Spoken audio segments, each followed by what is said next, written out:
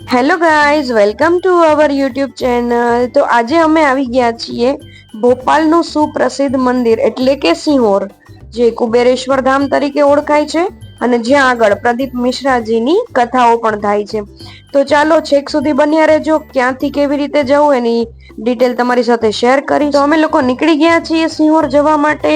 તો અમે પહેલા ઉજ્જૈન ગયા હતા. તો ત્યાંથી 6:30 ની બસ છે કુબેરેશ્વર ધામ. તમને ડાયરેક્ટ કુબેરેશ્વર ધામ જ ઉતારશે. ત્યાંથી 250 રૂપિયા પર પર્સન ટિકિટ છે.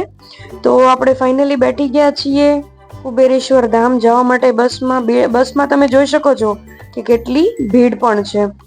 તો ફાઇનલી આપણું કુબેરેશ્વર ધામ આપણે પહોંચવા જ આવ્યા છીએ.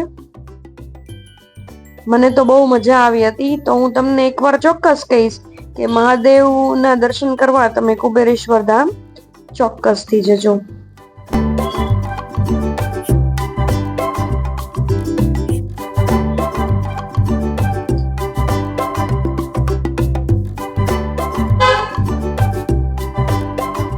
ઉજ્જૈનથી કુબેરેશ્વર ધામ 3 થી 3.5 કલાકનો રસ્તો છે, એટલે કે 180 કિલોમીટરનો રસ્તો છે.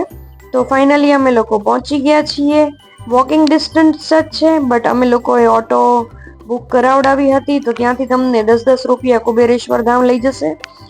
તો ફાઇનલી અમે પહોંચી ગયા છીએ કુબેરેશ્વર ધામ. જે લોકો મહાદેવ અને જે લોકો પ્રદીપ મિશ્રાની કથા જોતા હોય તેનું એકવાર સપનું હોય છે કે હું સિંહોર જાઉં. સિંહોર એટલે ભાવનગર વાળું સિંહોર નહીં, ભોપાળ વાળું સિંહોર. તો ફાઇનલી આપણે આવી ગયા છીએ. આમ તો ગામડા જેવું જ છે, બટ ત્યાંના પબ્લિક અને ત્યાંની બધી વ્યવસ્થા બહુ જોરદાર હતી.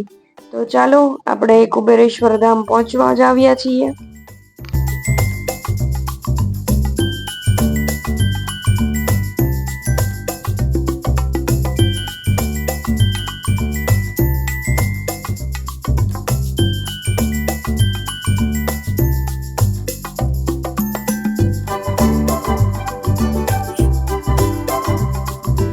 તો ફાઇનલી આપણું કુબેરેશ્વર ધામ આવી ગયું છે.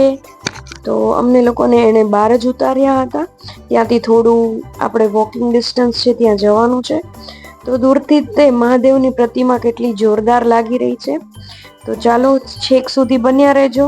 હું મંદિરની આખી તમને વિઝિટ કરાવડાવીશ. ત્યાં શું વ્યવસ્થા છે, કે કેવી રીતના ત્યાં જમવાનું છે, કેવી રીતના રહેવાનું છે, એ બધી ડિટેલ હું તમારી સાથે શેર કરીશ. તો વિડીયોમાં છેક સુધી બન્યા રહેજો.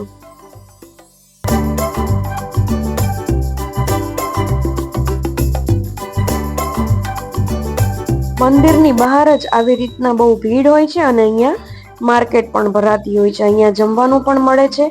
પણ મહાદેવના મંદિર હોય અને એમાં પણ કુબેરેશ્વર ધામ હોય તો જમવાનું અંદર ફ્રીમાં જ હોય છે. તો આપણે આવી ગયા છીએ કુબેરેશ્વર ધામ. તો તમે જોઈ શકો છો કે આ જે લાંબી લાઈન છે, જે કતાર લાગી છે, એ ભોજન માટે છે. ત્યાં આગળ તમને સવારે 10 વાગ્યાથી લઈને 3, 3:30, 4 વાગ્યા સુધી તમને અહીંયા તમારે જો રહેવું હોય તો આવી રીતના ઓપન જગ્યા છે, જ્યાં આગળ બધા બેઠા પણ છે અને ઘણા લોકો સૂતા પણ છે. હવે અહીંયા તમે કુબેરેશ્વર ધામ જાઓ અને રુદ્રાક્ષ ત્યાંથી ન લ્યો એવું બને તો અહીંયાના રુદ્રાક્ષની બહુ જ પ્રસિદ્ધતા છે કે રુદ્રાક્ષ તમે ત્યાં બધાને મહત્વ હોય કે ભાઈ એકવાર તો મારે ત્યાં જઈને રુદ્રાક્ષ લેવું જ છે. તો આવી રીતના લાંબી લાઈન હોય છે, જ્યાં આગળ બધા રુદ્રાક્ષ માટે લાઈનમાં ઊભા હોય છે. 1 by 1 બધાનો વારો આવતો જાય છે. તો હું પણ લાઈનમાં ઊભી રહી ગઈ છું રુદ્રાક્ષ લેવા માટે.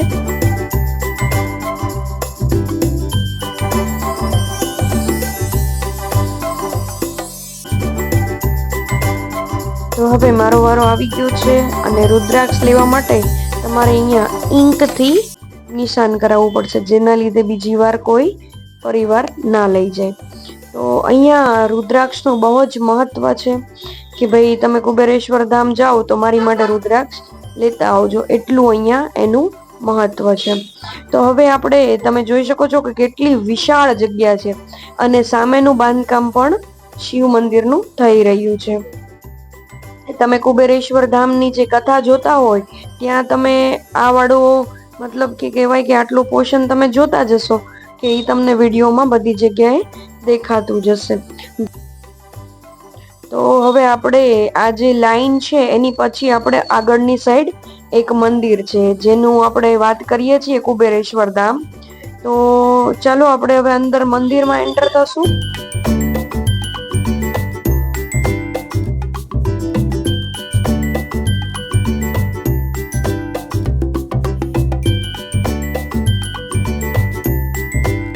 તો આ આખું મંદિર છે કુબેરેશ્વર ધામ. મહાદેવની મૂર્તિ એકદમ નાની છે, પણ આમ જોતા જ તે આપણું મન પ્રભાવિત થઈ જાય એ પ્રમાણની મૂર્તિ છે.